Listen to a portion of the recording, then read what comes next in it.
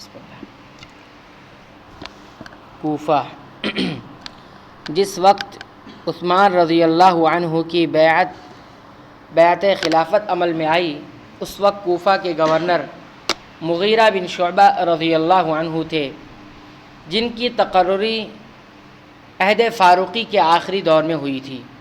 عثمان رضی اللہ عنہ نے آپ کو معزول کر کے آپ کی جگہ سعد بن ابی وقاص رضی اللہ عنہ کو وہاں کا گورنر مقرر فرمایا، اور مغیرہ بن شعبہ رضی اللہ عنہ کی معزولی کا سبب یہ بیان کیا گیا ہے کہ ایسا عمر رضی اللہ عنہ کی وصیت کی وجہ سے ہوا تھا، کیونکہ عمر رضی اللہ عنہ نے اپنے بعد آنے والے خلیفہ کو وصیت کی تھی کہ وہ سعد بن ابی وقاص کو گورنر مقرر کر لے۔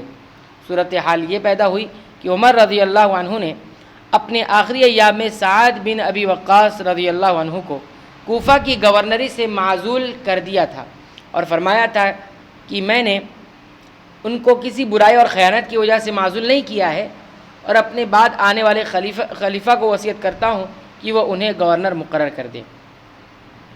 اس تقرری میں آپ کے ساتھ عبداللہ بن مسعود کو بھی شریک رکھا گیا۔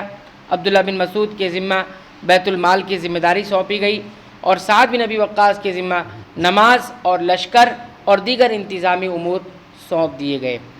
سعد بن ابی وقاص کو کوفہ کے سلسلے میں کافی تجربہ تھا، اس کے امور، حدود، باشندوں اور لشکر سے متعلق پوری معلومات رکھتے تھے، کیونکہ عمر رضی اللہ عنہ کے عہد خلافت میں آپ ہی کوفہ کے مؤسس بانی تھے، اور آپ کئی سالوں تک اس کے گورنر رہ چکے تھے، اس لیے سب سے زیادہ وہاں کے لوگوں اور حالات کی خبر و معلومات آپ کو تھی۔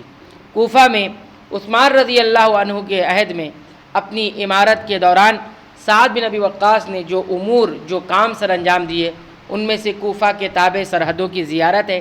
اسی ضمن میں آپ نے رے کی زیارت 25 ہجری میں کی اور اس کے نظم و نسق کو مرتب کیا۔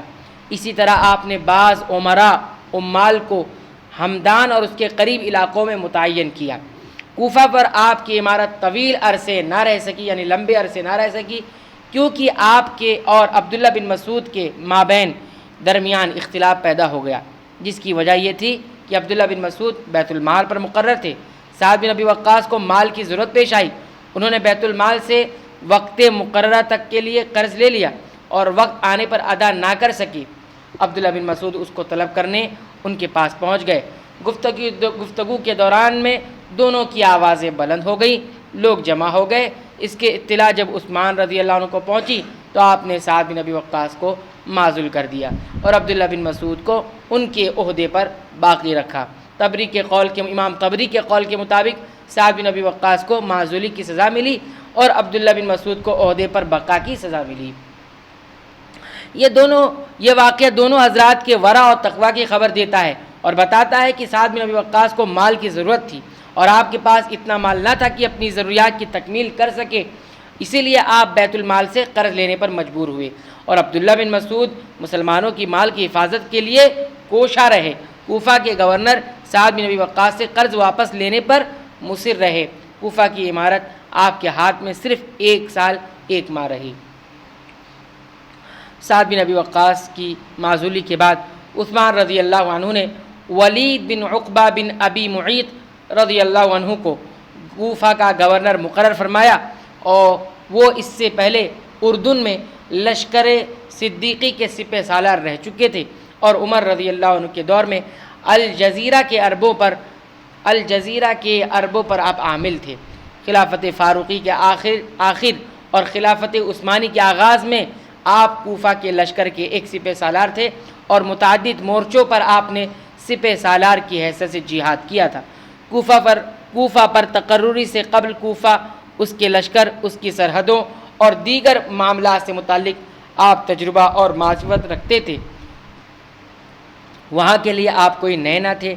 خلفائے راشدین کا اصول تھا کہ جس علاقے پر گورنر مقرر کرنا ہوتا، اس علاقے سے متعلق تجربہ کار اور معرفت رکھنے والوں کو دوسروں پر ترجیح دیتے تھے۔ چنانچہ اسی اصول کے تحت عثمان رضی اللہ عنہ کی نظر انتخاب ولید بن عقبہ رضی اللہ عنہ پر پڑی، لیکن کیا کہا جائے کہ بہت سے قدیم و جدید حضرات جنہوں نے عمرا اور گورنری کی تقرری سے متعلق تحریر کیا ہے، انہوں نے اس تقرری سے متعلق عثمان رضی اللہ عنہ کو متہم کرنے کی کوشش کی ہے۔ ان کے خیال میں ولید بن عقبہ کی تقرری کے پیچھے کنبہ پروری کار فرما تھی، کیونکہ وہ آپ کے اللاتی یعنی ماں شریک بھائی تھے۔ یہ عثمان رضی اللہ عنہ پر براہ راست اتہام اور تنقید ہے۔ آپ کی امارت کے آغاز میں عبداللہ بن مسعود آپ کے شریک کار تھے۔ عبداللہ بن مسعود بیت المال پر مقرر تھے، لیکن ایک مرتبہ جب آپ اور عبداللہ بن مسعود کے درمیان سرکاری مال سے متعلق اختلاف رونما ہوا تو عثمان رضی اللہ عنہ نے مصلحت عامہ اس میں سمجھی کہ اس اشتراک کو ختم کر دیا جائے اور بیت المال کو بھی ولید رضی اللہ عنہ کے سپرد کر دیا جائے۔ چنانچہ آپ نے ابن مسعود کو سبکدوش کر دیا اور بیت المال کو بھی ولید رضی اللہ عنہ کے سپرد کر دیا۔ تو یہ کوفہ صوبے سے متعلق یہ کچھ معلومات تھی، کچھ معلومات کا اور تذکرہ کیا گیا ہے، انشاءاللہ آئندہ درس میں اسے ہم دیکھیں گے۔ اللہ تعالیٰ سے دعا کرتے ہیں رب العالمین تو ہمیں صحابہ کرام کی سیرت طیبہ سے کما حق کو فائدہ اٹھانے کی توفیق عنایت فرما، آمین۔